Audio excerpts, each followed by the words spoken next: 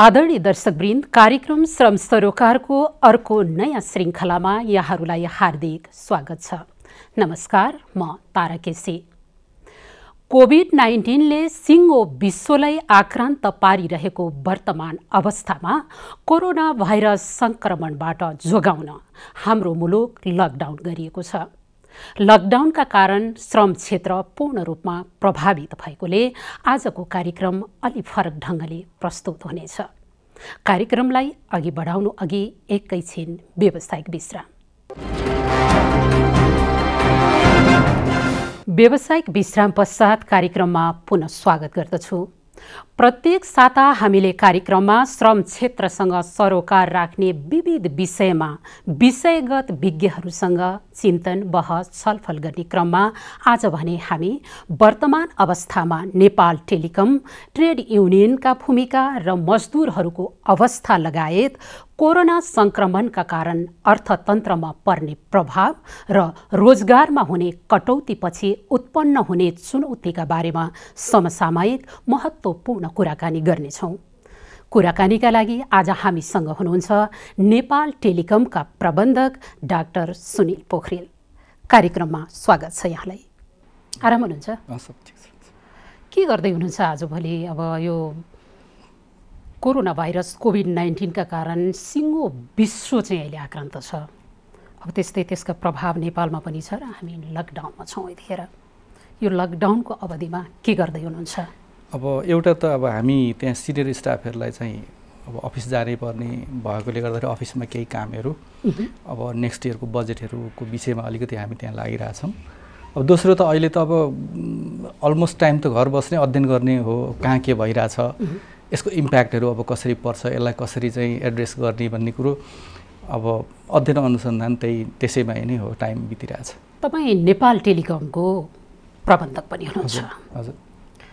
अब नेपाल टेलिकम भनेको एउटा ठुलो सार्वजनिक संस्था जो नम्बर 1 मा छ कामका हिसाबले, नाफाका हिसाबले सधैँ। भनेदेखि यो वर्तमान परिस्थितिमा टेलिकमले के कस्ता सेवा सुविधाहरू प्रवाह गर्दैछ, यसका तत्कालका योजनाहरू र सुविधाहरू के छन्, यसको बारेमा अलिकति जानकारी गराइदिनुहोस्। मुख्य रूपमा नेपाल टेलिकम अब 92% सरकारी अब लगानी भएको र अरू चाहिँ अब कर्मचारी र बाहिर पब्लिकको लगानी भएको हो। त्यसले गर्दा हामीले कहिले पनि नेपाल टेलिकमलाई नाफाको उद्देश्यबाट मात्रै यसलाई सञ्चालन गरेनौँ। त्यसकारणले गर्दाखेरि जहिले पनि के हुन्छ भने कुनै पनि विपत्ति देशमा आउँदाखेरि सबभन्दा अगाडि नेपाल टेलिकम हुन्छ अनि पछि अरू अपरेटरहरू पनि आउने गर्छन्। हामी कसैले भन्नुभन्दा अगाडि नै हामीले के गर्नुपर्छ गरौँ भन्नेमा हामी गइरहेको हुन्छौँ। फर इक्जाम्पल यहाँलाई भनौँ, नेपालमा त्यो भुइँचालोको विपत्ति आउँदाखेरि हामीले करिब 1 अरब 47 करोड बराबरको हामीले इन्टरनेसनल कल मात्रै हामीले फ्री गरिदिए रहेछौँ नेपाली जनतालाई। अनि त्यो हामीले गरिसकेपछि बिस्तारै अनि अरू नेपालका प्राइभेटले पनि गर्यो र त्यसको करिबन 1-1.5 हप्तापछि अमेरिकाका पनि थुप्रै अमेरिका, युरोप, क्यानाडाका अपरेटरहरूले नेपाल कल गर्दाखेरि चाहिँ 2 मिनटको चाहिँ पैसा नलाग्ने त्यस्तोहरू गरे। त्यसरी हामी कसैलाई हेर्दैनौँ, किनभने हाम्रो उद्देश्य नै के हुन्छ भनेदेखि यदि नेपालमा नेपालीमाथि विपत्ति छ भनेदेखि हामीले भ्याएसम्म हाम्रो सुविधा सेवाभित्र परेसम्म के गर्ने त। त्यस्तै अहिले कोरोनाको स्थिति आयो। अहिले हामीले यसो हेरेको अब ती साथीहरू जसको चाहिँ 33 पैसाभन्दा कम चाहिँ अब उनीहरूको छ पैसा छैन, लकडाउन छ, पैसा जान सक्दैनन् कहीँनिर पैसा तिर्नलाई, या ब्याङ्किङ एक्सेस छैन, उनीहरूले त कल गर्न पाएनन्। त्यसरी हामीले के गर्यौँ भनेदेखि 33 पैसाभन्दा कम उनीहरूको छ भनेदेखि 170 रुपियाँ करिब 5 लाख त्यस्ता ग्राहकलाई हामीहरूले त्यहाँ राखिदियौँ फ्रीमा। त्यस्तै हामीहरूले उनीहरूलाई चाहिँ अहिले यो लकडाउन पिरियड बढ्दैछ, तर जबसम्म लकडाउन पिरियड रहन्छ तबसम्म उनीहरूलाई कुनै जरिवाना नलाग्ने, उनीहरूको सेवाहरू नकाटिने, एडिएसएलहरूमा पनि नगर्ने। त्यस्तै कतिपय हस्पिटलहरू नयाँ खोलेका हस्पिटलहरू जस्तै अब भरतपुरमा चाहिँ कोरोना सम्बन्धी हस्पिटल खुल्यो, त्यसमा चाहिँ तत्कालको रूपमा पैसा सिसाको अहिले कुरा नगरौँ, ल पैसा तिमीहरूलाई चाहिएन 1-2 महिनालाई, के चाहिन्छ तिमीहरूलाई, इन्टरनेट फ्यासिलिटी आदि इत्यादि के चाहिन्छ ल्याऊ भनेर त्यसरी दिएर अहिले करिब हामीहरूले 72 करोड चान्चुनको चाहिँ हामीहरूले अहिलेसम्म हाम्रो खर्च जुन चाहिँ हाम्रो आम्दानी हुन्थ्यो त्यो चाहिँ हामीले फ्रीमा नेपाली जनतालाई दिइसक्यौँ। मैले भन्नै पर्छ यतिखेर के भने धेरै सार्वजनिक संस्थाहरू चाहिँ धराशायी भइरहेको अवस्थामा अहिले नम्बर 1 मा त टेलिकम नै छ हैन। अब संस्थानहरूलाई अझै सुदृढीकरण बनाउनका लागि के कस्ता नीतिहरू अवलम्बन गर्नु पर्ला र टेलिकम जस्तै अन्य संस्थाहरू पनि अथवा टेलिकमले अझै अगाडि फड्को मार्न सक्छ? यहाँलाई के लाग्छ? मुख्य रूपमा हामीले म ट्रेड युनियनमा हुँदाखेरि धेरै अगाडि करिब मलाई लाग्छ 22-23 वर्ष अगाडि हामीले एउटा कन्सेप्टहरू बाहिर लिएर आएका थियौँ र त्यो कन्सेप्टमा सरकारले पनि केही कामहरू गर्यो। 2-3टा कुरा हामीले गरेका थियौँ। एउटा संस्थानहरूको पोलिसी मेकिङ बडीमा ट्रेड युनियनलाई इन्भल्भ गराउने भनेका थियौँ, जुन अन्तर्गत अहिले पनि धेरै जसो संस्थामा चाहिँ ट्रेड युनियनका मान्छेलाई पोलिसी मेकिङ बडीमा लिएर गएको छ। पोलिसी मेकिङ बडी हिजोको कन्सेप्ट के थियो भने ट्रेड युनियन भनेको जहिले पनि हडताल गर्ने, जहिले पनि माग दाबी राख्ने मात्रै भन्ने कन्सेप्ट थियो। त्यो कन्सेप्टलाई चाहिँ हामीले इन्टायरली चेन्ज गऱ्यौँ। त्यो चेन्ज गरेको कसरी भन्दाखेरि स्पेसल्ली अब नेदरल्यान्ड, स्विडेनहरू यो देशहरूमा चाहिँ के छ भने ट्रेड युनियन माग दाबी गर्ने मात्रै इन्स्टिट्युसन होइन, यो चाहिँ प्रोसेसभित्र छिरेर यसले राम्रो काम गर्न पनि सक्छ है भन्ने कन्सेप्टमा उनीहरूले चलाउँदो रहेछन्। अनि त्यही कन्सेप्टलाई हामीले के गर्यौँ भने नेपालमा पनि त्यो कुरो गरौँ भनेर हामी टेलिकम पनि नेपाल टेलिकम या त विद्युत प्राधिकरण लगायत सबै संस्थाहरूमा अहिले चाहिँ ट्रेड युनियनको प्रतिनिधिहरू राख्छ, नम्बर 1। दोस्रो, त्यसको प्रमुखलाई चाहिँ अलिकति प्रोफेसनल टाइपको मान्छेहरूलाई लिएर आउँ भन्ने किसिमको सुरुदेखिकै हाम्रो कन्सेप्ट थियो। केही पछिल्लो समयमा केही कन्सेप्ट चाहिँ लागू पनि गर्यो, जस्तै संस्थान सेवा आयोग जस्तो संस्था बनाएर त्यस मार्फत संस्थाका प्रमुखहरूलाई लिने भनियो। तर पनि के भयो भनेदेखि अब यो पोलिसी मेकिङ बडीमा भएका स्पेसली पोलिटिसियनहरू जबसम्म उनीहरू क्लियर हुँदैनन्, फेरि पनि त्यो प्रोफेसनल मान्छेहरू राखौँ भनेर भन्नको लागि भनियो, तर त्यो प्रोफेसनल बडीमा कस्तो लाग्यो भने फेरि पोलिटिसियन राखेर अनि नामको चाहिँ छान्ने, तर त्यहाँभित्र पनि तलमाथि गर्ने कुरोहरू भयो। तर यदि हामीले समग्रमा यहाँले भनेको क्वेसनको कुरो चाहिँ के हो भने यदि हामीले संस्थानहरूलाई, सरकारी संस्थानहरूलाई अझ पनि संस्थान या कम्पनीलाई चाहिँ क्लियरली यसलाई अगाडि फ्लोरिस हुनलाई यदि बढाउने हो भनेदेखि यसमा आएका मान्छेहरूलाई चाहिँ प्रोफेसनल मान्छेलाई ल्याउने, एकाउन्टेबल बनाउने, उनीहरूलाई टार्गेट दिने, एकाउन्टेबल बनाउने। यहाँ त कस्तो हुन्छ भनेदेखि टार्गेट एक त आफूलाई चित्त बुझेको मान्छे लिएर आयो, टार्गेट दियो, चित्त बुझेन, आफूले अराएको चाहिने नचाहिने काम गरेन भनेदेखि त्यो टार्गेट पुरा गरेन भने हटाइदियो। आफूले अराएको चाहिने नचाहिने काम गर्यो भनेदेखि त्यो टार्गेट जतिसुकै पुरा नगरे पनि क्वेसन पनि नसोध्ने। यो सिस्टम जबसम्म पोलिटिसियनको दिमागमा रहन्छ, संस्थाहरू बिस्तारै बिस्तारै कम हुँदै जान्छन् र बिस्तारै बिस्तारै संस्थाहरू धराशायी हुँदै जान्छन्। जस्तै मलाई याद छ 47 सालमा म ट्रेड युनियनमा लाग्दाखेरि म 82वटा संस्थाको चाहिँ अम्ब्रेला अर्गनाइजेसनको प्रमुख थिएँ र अहिले आएर त्यो संस्थाहरू अब कम हुँदै हुँदै हुँदै अहिले 36वटा संस्था भएको छ। भनेपछि यो चाहिँ के डिकेइङ भएर गइरहेको छ नि। त्यो संस्थाहरू के भयो भनेदेखि बिस्तारै बिस्तारै प्रोफेसनल मान्छेहरूले त्यहाँ गएर चलाउन नसक्दाखेरि संस्थाहरू एकपछि अर्को धराशायी हुँदै गए। त्यसरी अब टेलिकम चाहिँ त्यो रूपमा गएको छैन। हजुर, ट्रेड युनियन कर्मी पनि हजुर हैन? हजुर। र ट्रेड युनियन कर्मी हुँदै यहाँ टेलिकमको प्रबन्धकसम्म हुनुभएको मान्छे र अहिले एउटा ट्रेड युनियन कर्मी प्रबन्धकको स्थानमा बसेर अहिले वर्तमान ट्रेड युनियनलाई कसरी निहाल्छ र ट्रेड युनियन र व्यवस्थापनको समन्वय चाहिँ कसरी हुन सक्छ यहाँको हेराइमा? अब म ट्रेड युनियनमा बसेर म चाहिँ सञ्चालक समितिमा बोर्ड अफ डिरेक्टरमा म थिएँ। मैले पहिलो मिटिङमा एउटा कुरो के भनेको थिएँ बोर्ड अफ डिरेक्टरको मिटिङमा, जबसम्म म यो बोर्डमा हुन्छु तबसम्म, जस्तै 2 वर्षको पिरियडमा तपाईँहरूले हडतालको सामना गर्नु पर्दैन, तपाईँहरूलाई घेराउ हुँदैन, त्यो मेरो ग्यारेन्टी हो। किनभने म कर्मचारीका ती समस्या लिएर आउने माध्यम म हुँ। तपाईँहरूले त्यो समस्यालाई पोजिटिभली सुनिदिनु भएन भनेदेखि घेराउ होला, तर नैतिकताले म यहाँ हुन्जेलसम्म घेराउ हुन दिन्न म। यदि तपाईँहरूले सुन्नु भएन भने त्यो दिन म चाहिँ यो फ्लोरबाट बाहिर जान्छु, म रिजाइनेसन दिएर निस्कौँला, अनि बल्ल घेराउ हुने स्थिति आउला। 2 वर्ष म त्यहाँ बस्दाखेरि एक दिन पनि घेराउ खानु परेन एमडीले। र हरेक कर्मचारीका र संस्थाका समस्याहरूलाई चाहिँ पोजिटिभली हामीले त्यहाँनिर सल्भ गर्दै गयौँ। र मलाई लाग्छ म बोर्डमा हुँदाखेरि त्यति बेला सुगतजी हुनुहुन्थ्यो, त्यति बेला नै एउटा यस्तो लिप पिरियड थियो टेलिकमको कि हामी 4.5 लाख 5 लाख टेलिफोन लाइन हामीसँग थियो। 2 वर्षमा हामी 32 लाख पुग्यौँ। जस्तै 50 वर्षको इतिहासमा 4.5 लाख टेलिफोन लाइन भएको, मोबाइलसहित चलाएर हामी 32 लाख पुग्यौँ। त्यस्तै हाम्रो त्यति बेलाको आम्दानी चाहिँ त्यो पर्टिकुलर 2 वर्षको पिरियडमा हामीले 400% बढायौँ। त्यो एउटा पिरियड थियो। किन त्यसले चाहिँ के गर्यो भने म्यानेजमेन्टलाई पनि एउटा इन्करेज के गर्यो भने ल प्रतिनिधि हामीले लिएर आयौँ ट्रेड युनियनबाट, अब चाहिँ म 2 वर्षमा मलाई कसैले पनि केही डिस्टर्ब गर्दैन, म आनन्दले काम गर्न सक्छु भन्ने जुन उनीहरूलाई त्यो फिलिङ भयो र त्यो ट्रेड युनियन कर्मचारी र व्यवस्थापनको बिचको त्यो फ्युजन गरेर हामीले चाहिँ त्यसलाई अगाडि बढाएको थियौँ। जेनरली त्यस्तो कुरो नहुँदाखेरि के हुन्छ, कन्फ्लिक्ट हुन्छ। किनभने एकजनाले माग्ने अर्कोले दिन्न भन्ने, माग पनि जायज थियो कि थिएन भन्ने कुरा एउटा पाटो होला, दिनेले पनि जायजलाई पनि दिने नदिने भन्ने अर्को पाटो होला। तर त्यो बिचको फ्युजन कसरी गर्ने त भन्ने त्यस कारण गर्दाखेरि व्यवस्थापनमा ट्रेड युनियन जान मिल्छ भन्ने कन्सेप्टलाई हामीले सुरुवात गरेका थियौँ टेलिकममा। र त्यसले गर्दाखेरि धेरै संस्थाहरू अहिले राम्ररी अगाडि पनि बढिरहेको छ। जहाँ जहाँ ट्रेड युनियनका प्रतिनिधिहरू गए उनीहरूले केही न केही ब्युरोक्रेटहरूले गर्न खोजेको पनि, कतिपय पोलिटिसियनहरूले गर्न खोजेको पनि नराम्रो कामहरूलाई चाहिँ त्यति बेला रोक्न सकिँदो रहेछ। तर के हुँदो रहेछ भन्दाखेरि ट्रेड युनियनसँग हातोमाले गरेर यदि व्यवस्थापन जान अगाडि बढ्यो भने त्यो कम्पनी धराशायी हुने चान्सेस चाहिँ धेरै कम हुन्छ। हुँदैन त म भन्दिनँ, तर धेरै कम हुन्छ। त्यो कुरो चाहिँ हामीले नेपालमा अहिले धेरै संस्थाहरूमा त्यो कुरो देखिएको छ। तर एउटा आरोप पनि छ, ट्रेड युनियनहरू चाहिँ नि खालि आफ्ना मागहरू मात्रै राख्छन्, व्यवस्थापनलाई सहयोग गर्दैनन्। यसले गर्दा संस्थानहरू घाटामा जानुको प्रमुख कारण यो पनि हो भन्ने कुरो पनि छ। यो आरोपलाई तपाईँ केही न केही त्यो प्रवृत्तिहरू अहिले नदेखेको होइन होइन। यहाँलाई फ्रेङ्कली भन्नुपर्दाखेरि अलिकति त्यो प्रवृत्ति देखेको छ। जस्तै ट्रेड युनियनका साथीहरूले चाहिँ सरुवा बढुवा तालिमका कुरा गर्ने, सेवा सुविधाका कुरा गर्ने, त्यो पनि आफ्नो ग्राहकको होइन, कर्मचारीको मात्रै।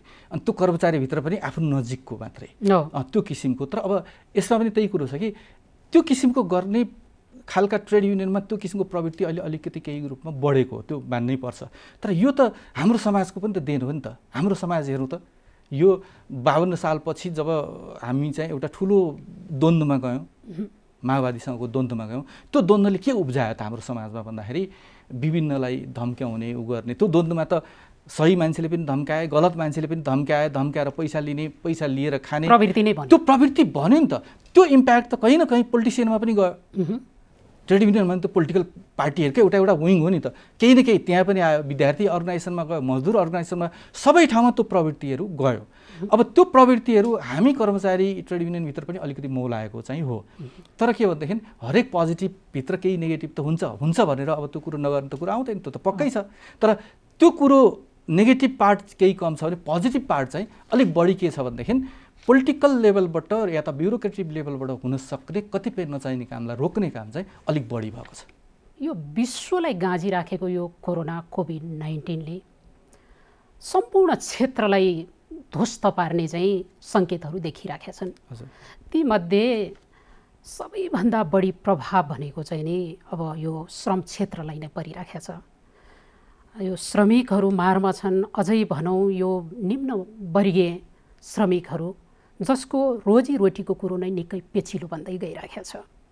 यो सिङ्गो विश्वले निकालेको एउटा विश्वको आँकडा हेर्ने हो भने अब यो कोभिड-19 को प्रभावपछि चाहिँ 50 करोड मजदुरहरूको रोजगारी खोसिने कुराहरू आइरहेको छ। यो विकराल अवस्थाले विश्वलाई असर त गर्छ नै, त्यसको प्रभाव नेपालमा कस्तो पर्ला र यो प्रभावले अर्थतन्त्रमा र श्रमिकहरूको जनजीवनमा चाहिँ कस्तो असर पार्ला, के गर्न सकिएला, के लाग्छ यहाँलाई? एकदम इम्पोर्टेन्ट क्वेसन सोध्नुभयो यहाँले होइन। अब अहिलेको यो कोभिडको प्रभाव चाहिँ एकदम डरलाग्दो किसिमले आइरहेको छ। हामीले पनि कल्पना गरेका छौँ। हाम्रो जिन्दगीमा नदेखेको कुरो धेरै देख्यौँ हामी नेपालीले। भुइँचालो देख्यौँ होइन, यो देख्यौँ होइन। यस्तो किसिमले कुनै एउटा देश, एउटा पर्टिकुलर एरिया, दुईवटा देश यसरी चाहिँ लकडाउन हुन्थ्यो होला। तर विश्वको 204वटा देश एकैपल्ट लकडाउन भएको स्थिति सायद इतिहासमा हामीले के 200-400 वर्षको इतिहास हो नि हामीले देखाएको छैनौँ। तर अब स्थितिलाई त अब हामीले त एड्रेस त गर्नु पर्यो। अब एड्रेस गर्ने विभिन्न तरिकाहरू हुन्छन् होइन। त्यो तरिकामा कसैको कुनै देशको जस्तै भनौँ न, यहाँले यदि न्युजिल्यान्डको, स्विडेनको, नर्वेको यस्ता देशहरूको यहाँले हेर्नुभयो भने उनीहरू इन्स्टिट्युसन दह्रो छन्। इन्स्टिट्युसनले सबै कुरो जिम्मा लिइदिएको छ। हाम्रो देशको यदि हेर्नु भने हामी इन्स्टिट्युसन पनि दह्रो छैनौँ होइन। प्लस एकातिर इन्स्टिट्युसनले जिम्मा लिएको छैन, अर्कोतिर व्यक्ति फ्यामिली दह्रो छैन, फिनान्सियली दह्रो छैन। यो दुइटै कुरो हामीलाई प्रब्लम छ। किनभने हामीमा त अहिले 100-200 जना भएर न हामीलाई त्यस्तो खासै देखिएको छैन नि त हाम्रो इन्स्टिट्युसन कति दह्रो छ भन्ने कुरो त। तर यहीँनिर 10,000 मान्छेलाई चाहिँ भेन्टिलेटर चाहियो भने त्यति बेला थाहा हुन्छ हाम्रो इन्स्टिट्युसन कति कमजोर छ भन्ने कुरो एकातिर। अर्कोतिर यहाँले जुन मजदुरहरूको कुरा गर्नुभयो, अब यहाँ 2-3 किसिमका मजदुरहरू छन्। एउटा चाहिँ अब अफिसियल उसमा भएकाहरू होइन, जस्तै निश्चित सरकारी उसमा भएका, अर्को चाहिँ प्राइभेटमा भएका, अर्को चाहिँ विदेशमा काम गर्न गएका। यो 3 किसिमका क्याटेगोरी गर्ने हो भने अब सरकारी अर्ध सरकारीमा गएको हामी जस्तोलाई केही प्रब्लम छैन। काम नगरे पनि अब हाम्रो कम्पनीले घरमै पैसा पठाइदिन्छ, केही प्रब्लम भएन। तर ती प्राइभेट सेक्टरमा भएका मजदुरहरू जुन चाहिँ सबैभन्दा धेरै छन् उनीहरूलाई कसरी उनीहरूको रोजीरोटीलाई अब ग्यारेन्टी गर्ने, ग्यारेन्टीको कुरो पनि एकछिनको लागि छोडिदिनुहोस्, 2 महिना 4 महिना 6 महिना 1 वर्षपछि कोरोना जाला अरे, त्यसपछि फेरि रोजीरोटी पाउलान्। तर त्यो 1 वर्ष अथवा 6 महिना अथवा 2 महिना उनीहरूलाई कसरी बाँच्न दिने, कसरी बाँच्न सक्ने व्यवस्था कसरी मिलाउने त? यहाँलाई हेर्नुहोस्, जस्तै नेपालमा हामीहरूले यो सोसल सेक्युरिटीको चाहिँ कन्सेप्टहरू लिएर आयौँ, सरकारले लिएर आयो पोहोर साल 1-1.5 वर्ष अगाडि हो। एकदम राम्रो कन्सेप्ट हो, त्यसमा थुप्रै मजदुर युनियनका साथीहरू पनि त्यसमा इन्भल्भ हुनुभयो, राम्रै कन्सेप्ट हो, किन युरोप अमेरिकामा भइरहेको कन्सेप्ट हो। तर आज त्यो सोसल सेक्युरिटी जुन भन्ने चिज छ, जहाँ पैसा केही जम्मा भएको छ, त्यसले के गरिरहेछ त? यत्रा मान्छेहरू अहिले बेरोजगार, एक किसिमले रोजगारी छ तर पैसा पाइरहेको छैन, तिनीहरूलाई घरमा खान सक्ने स्थिति कसरी बनाउने त भन्नेतिर खोइ त सोचिरहेको त हामीले। जस्तै युएसमा यहाँले हेर्नुभयो भनेदेखि, युएसमा भन्नुहोस् या त जर्मनीमा भन्नुहोस्, ती देशहरूमा के गर्यो भने सरकारले 2-3 किसिमले उनीहरूले एड्रेस गर्यो। एउटा कोभिडको चाहिँ इम्प्याक्ट भनेर सरकारी र प्राइभेट सेक्टरमा काम गर्ने जो कोहीलाई पनि, जसले ट्याक्स तिरेको छ या तिरेको छैन, जस्तै ट्याक्सेसनमा रजिस्टर्ड नभएकोलाई पनि, ट्याक्सेसनमा रजिस्टर भएकोलाई पनि, सरकारी र प्राइभेट सबैलाई, यो 4वटा क्याटेगोरीको मान्छेलाई उसले के गर्यो भने $1,50,000 आम्दानीभन्दा कम भएको मान्छेलाई पहिलो किस्ता भनेर $1,200 उसले दियो पर व्यक्ति। अनि त्यसपछि हरेक हप्तामा अहिले 600 फेरि कोभिडको इम्प्याक्ट भनेर फेरि दिइरहेछ उसले, हरेक हप्ता पहिले एकमुष्ट दियो अनि फेरि 600 को दिइरहेछ। अनि अर्को फेरि के गर्यो भने जुन गभर्मेन्ट सेक्टरमा त जागिर त गएको छैन, तर जागिर गएका जुन प्राइभेट सेक्टरका छन् तिमीहरूले एप्लिकेसन हाल, तिमीहरूलाई म थप पैसा दिन्छु भन्दाखेरि 2,30,00,000ले एप्लिकेसन हाले। उनीहरूलाई विकली उनीहरूले पहिले काम गर्दाखेरि कति पैसा कमाउँथे त, त्यो त रेकर्ड उनीहरूको चाहिँ सोसल सेक्युरिटीमा हुन्छ, त्यसको आधारमा विकली फेरि पैसा दिइरहेछ उसलाई। त्यसले गर्दाखेरि उसले 2-3 किसिमले हेऱ्यो। उसले एउटा के गर्यो, त्यहाँनिरको जनतालाई मर्न दिएन। दोस्रो के गर्यो भने उसँग पैसा भइसकेपछि उसले त मार्केटमा गयो नि त किन्नलाई, मार्केटमा डिमान्ड क्रिएट भयो। त्यो डिमान्ड क्रिएट भएपछि त्यसले के गर्यो भने इन्डस्ट्री चलाउनको लागि बाध्य बनायो। किन जब डिमान्ड छ भने त इन्डस्ट्री त केही न केही रूपले चलायमान त हुनु पर्यो नि, एउटा साइकल पनि हो। एकातिर मान्छे मरिरहेछन्, डर पनि छ, तर सँगसँगै डर के भयो भनेदेखि मान्छे मरिरहेछन् 2,000-3,000 दिनको, तर यदि इन्डस्ट्री र यहाँको मान्छेलाई चलायमान गरिनु भने भुकमरीले भोलि 50,000 दिनको मर्ने स्थिति भयो भने के गर्ने? बरु 3,000 मर्ने कुरोलाई हामी इन्स्टिट्युसन भनेको त्यहाँको पब्लिक हेल्थ इन्स्टिट्युसनबाट जति सकिन्छ एड्रेस गर्ने, तर चलायमान गर्ने, उनीहरूलाई पैसा दिने, मार्केट चलायमान गर्ने। 2 महिना 4 महिनापछि त डिमान्ड क्रिएट गर्छ नि भनेर भन्यो। अब हाम्रो यहाँनिर हेर्दाखेरि हाम्रो स्थिति के हो भन्दाखेरि अहिले हाम्रो सोसल सेक्युरिटीमा जस्तै 1,50,55,000 मान्छे मात्रै रजिस्टर छन्, किन मान्छेलाई विश्वासै छैन। जबकि केही नभए पनि 15-20 लाख मान्छे चाहिँ प्राइभेट सेक्टरमा काम गरिरहेछन् देशभरि, तर कति छन् भन्दाखेरि तपाईँको 1,55,58,000 मात्रै रजिस्टर भएको छ, नम्बर 1। दोस्रो, यो मौकामा सरकारले के गर्नुपर्थ्यो भने जति रजिस्टर भएका छैन तिमीहरू पनि आयो, किन म दिँदैछु तिमीलाई, तिमी रजिस्टर भएर 2 वर्ष 4 वर्षदेखि पैसा नतिरेको डजन्ट म्याटर, आज रजिस्टर हौ तर तिमीलाई म चाहिँ दिन्छु, तिमीलाई चाहिँ अब घरमा खान पुग्ने पैसा म दिन्छु भन्ने किसिमले जानुपर्थ्यो होला। त्यहाँनिर सोसल सेक्युरिटीमा धेरै पैसा जम्मा भएको छैन होला, 1-1.5 वर्ष भयो 1-2 अरब जम्मा भएको होला, 50 अरब लाग्न सक्छ। के फरक पर्यो र? हाम्रो देशको लागि 10 अरब 20 अरब यदि पर्छ भने दिनुपर्छ सरकारले। अर्को कुरो, त्यहाँनिर हामीले त धेरै अगाडिदेखिबाट 20औं वर्षदेखिबाट हामीहरूले विभिन्न कम्पनीहरूले खाने बोनसको 30% चाहिँ त्यो राष्ट्रिय उसमा चाहिँ कल्याणकारीमा राख्ने गरेका थियौँ। त्यो 18-20 अरब रुपियाँ पनि त्यहाँनिर गएर जम्मा भएको छ होइन। यो 1-1.5 वर्षको 1-1.5 अरब 2 अरब होला, त्यो पैसा पनि छ, त्यो पैसालाई पनि हामीले युटिलाइज गर्न सक्नु पर्थ्यो। सरकारले के गर्यो, फागुन महिनामा उनीहरूले तिर्नुपर्ने पैसा, उनीहरूले त्यो सोसल सेक्युरिटीमा तिर्नुपर्ने 31% पैसा हो, त्यो पैसा राखिदियो। ठिक छ, उनीहरूको पकेटबाट अहिले तत्काल तिर्नु त नपरेला, तर उनीहरूले तत्काल तिर्ने कि नतिर्ने भने उनीहरूले त अब केही सामान किन्नको लागि पैसा चाहियो नि त, त्यहाँनिर सञ्चित रकम अहिले प्रयोग हुनु पर्थ्यो। अनि अर्को कुरो, हामीले 1% सोसल सेक्युरिटीमा भनेर फेरि पहिलेदेखिबाट ट्याक्स दिइरहेको थियौँ। अब सरकारले त्यो पैसा त अहिलेसम्म त्यो 26-27 अरब रहेछ, तर सरकारले त्यो पैसाको कुरै गर्दैन। त्यसैले मैले भन्नु खोजेको कुरो के मात्रै हो भने अमेरिका जति ठुलो कन्ट्री हो, या त युरोप जति ठुलो कन्ट्री हो, या त इन्डिया जति ठुलो कन्ट्री हो, त्यति नै धेरै जनसङ्ख्या छन्, त्यति नै ठुलो त्यसको इकोनोमीको साइज छ नि। हामी जति सानो कन्ट्री हो, हाम्रो इकोनोमीको साइज सानो होला। उसले एक पटकमा $1,200 भनेको 1.5 लाख रुपियाँ दिने होला, त्यसपछि $600 महिनाको दिने होला, गर्दाखेरि हप्ताको गर्दाखेरि महिनामै 3,000 भन्दा धेरै दिएला। हामी $3,000 भनेको 3 लाख 4 लाख रुपियाँ दिन सक्दैन होला, तर 15,000 त दिन सक्छौँ नि त, 20,000 त दिन सक्छौँ नि त हामी। ती मान्छेहरूलाई। अनि त्यसपछि अर्को 10,000 15,000 अहिले मेन स्ट्रिममा ल्याउनु पनि सक्छ एउटा कुरो। दोस्रो कुरो जो आएनन्, सोसियल सेक्युरिटीमा त 1,55,58,000 छन्। अब नआएका मान्छेलाई मर्न दिने त हो, उनीहरूको खोज तलास गर्नु पर्यो। अब उनीहरूलाई के भन्नु पर्यो, तिमी आऊ, तिमीले सोसियल सेक्युरिटीमा पैसा छैन, तिमी रजिस्टर्ड मात्रै हो, डजन्ट म्याटर, अहिले पैसा तिर्नु पर्दैन, म तिमीलाई पैसा दिन्छु, तिम्रो जिन्दगी बचाउने मेरो काम हो। अहिलेको यो 1 महिना पनि हुनसक्छ, 1 वर्ष पनि हुनसक्छ, म पाल्छु तिमीलाई, किनभने राज्यले त्यो जनतालाई पाल्ने दायित्व लिएको छ, जिम्मेवारी लिएको छ, एकाउन्टेबल छौँ हामी भन्ने एङ्गलबाट जानुपर्ने। त्यतातिर अब तेस्रो पाटो यहाँले जुन श्रमिकको कुरो भन्नुभयो, नेपालीको श्रमिक, नेपालको श्रमिक बाहेकको कुरो गरौँ अब हामी। जस्तै बाहिर विदेशमा भएका, हामीलाई पाल्नको लागि, हामीलाई फरेन करेन्सीबाट नेपाल देशलाई सस्टेन गर्नको लागि, चलायमान गर्नको लागि 35 लाखभन्दा बढी मान्छे विदेशमा काम गरिरहेका थिए। हिजो उनीहरू मरेर त्यहाँ काम गरेको हाम्रो लागि, आज उनीहरू आउँछु नेपाल भन्दाखेरि बोर्डरमा हामी चाहिँ ब्लक गरेर फेरि हामी बचाउनु, हामी यहाँभित्र भएकोलाई बचाउनु खोज्दैछौँ, उनीहरूलाई बचाउनु पर्दैन र हामीले। अनि यो पाटोमा चाहिँ हामी कहीँ न कहीँ ट्रेड युनियनका ठुल्ठुला यो सङ्घहरू जुन छ नि, महासङ्घहरू, उहाँहरू कहीँ न कहीँ उहाँहरू यहाँनिरको जो सङ्गठित रूपमा यहाँभित्र छन् उनीहरूको राइट्सलाई लडिराख्नु भएको छ।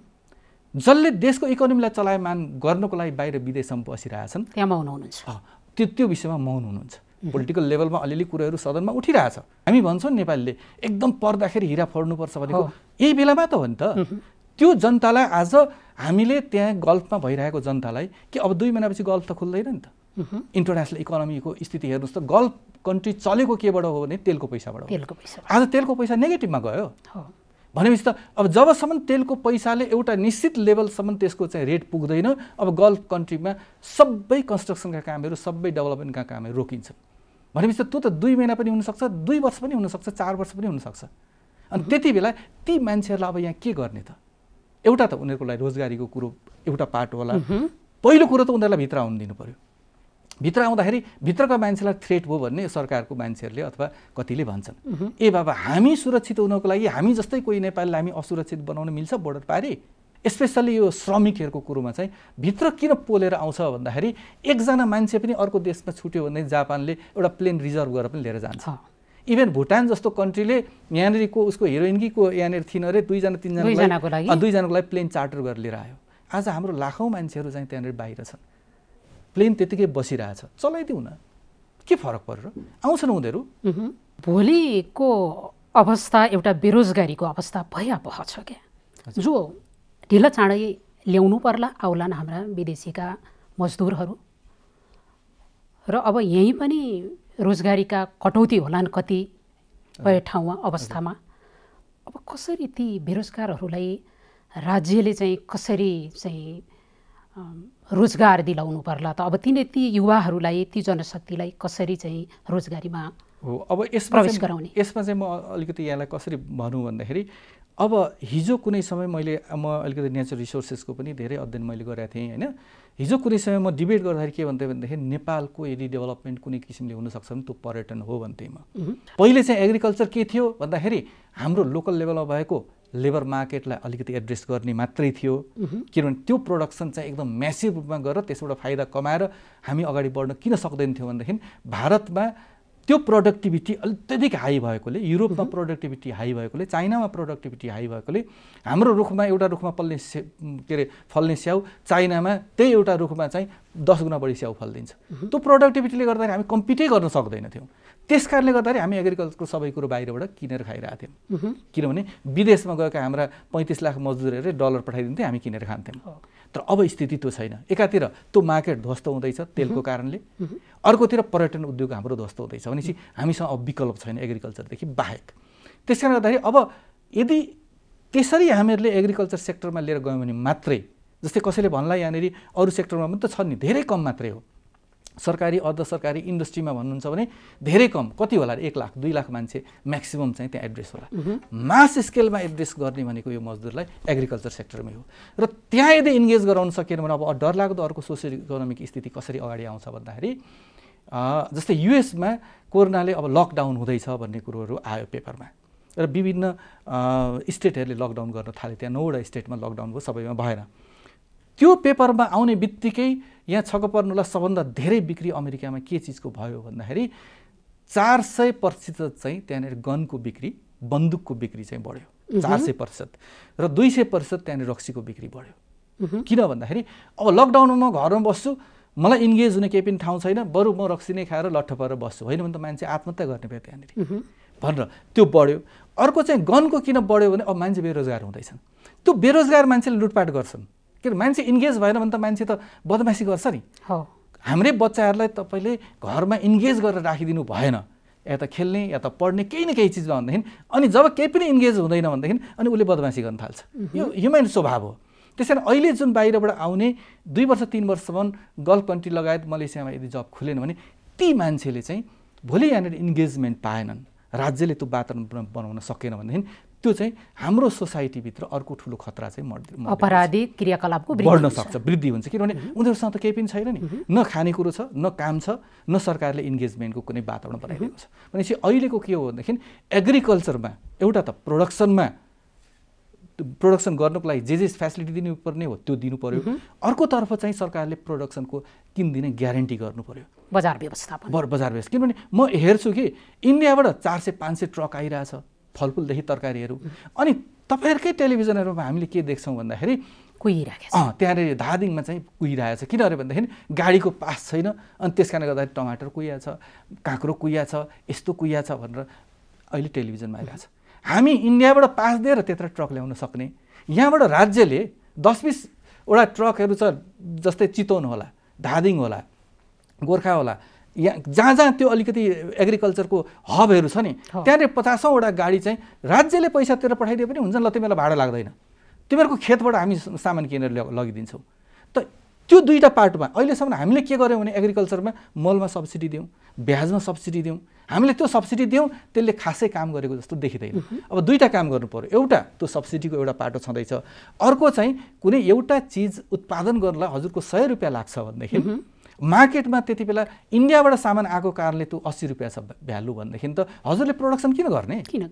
त्यति बेला सरकारले के भन्नु पर्यो भनेदेखि त्यो प्रोडक्सन कस्ट तिम्रो यदि 100 रुपियाँ लाग्छ भनेदेखि मार्केटमा तिमीले 100 भन्दा बढी भ्यालु पायो भनेदेखि ओके फाइन, होइन भने तिमीलाई मल खाद लगायतका दिने सब्सिडी बाहेक मार्केटको ग्यारेन्टी 100 रुपियाँ तिम्रो खर्च लाग्छ भने 110 रुपियाँमा किन्ने मेरो ग्यारेन्टी हो भनेर यो दुईटा पाटोमा यदि सरकारले काम गरिदिने हो भनेदेखि उताबाट आएका मान्छेलाई टोटली हामी इन्गेज गर्न सक्छौँ, सोसियल डिस्ट्रक्सन पनि हुँदैन, सोसाइटीभित्र डिस्टोर्सनहरू पनि हुँदैन, आत्मनिर्भर पनि हुन्छ र सबैभन्दा ठुलो एग्रिकल्चर जस्तो कुरोमा पनि इन्डिया र चाइनाबाट जुन ह्युज रूपमा हाम्रो अहिले अनब्यालेन्स भइरहेछ नि, यो के अरे इकोनोमी फिनान्सियल अनब्यालेन्स, त्यसलाई पनि केही न केही रूपमा एड्रेस गर्ला। हस् त डाक्टर साहब, आफ्नो अत्यन्त महत्त्वपूर्ण समय हाम्रो कार्यक्रमलाई दिएर आइदिनु भयो, महत्त्वपूर्ण जानकारी पनि राखिदिनु भयो, त्यसको लागि कार्यक्रम र म आफ्नो तर्फबाट पनि हजुरलाई धन्यवाद, आभार व्यक्त गर्छु। हजुरलाई पनि धन्यवाद र यो जनता टेलिभिजनलाई पनि धन्यवाद। दर्शकवृन्द, आजको कार्यक्रम यहाँहरूलाई कस्तो लाग्यो? रचनात्मक सुझावको अपेक्षा गर्दछौँ। आफ्नो अमूल्य जीवनको महत्त्वलाई बुझेर कोरोना भाइरस सङ्क्रमणबाट बच्न लकडाउनको पूर्ण पालना गरौँ, नआत्तियौँ, सावधानी अपनाऊ, आफू सुरक्षित रहौँ र अरूलाई पनि सुरक्षित रहन मद्दत गरौँ। हवस् त, आगामी साता आजकै समयमा श्रम क्षेत्रको अन्य महत्त्वपूर्ण विषयहरूका साथ उपस्थित हुने नै छु। त्यतिन्जेलसम्मका लागि बिदा हुन्छु। नमस्ते।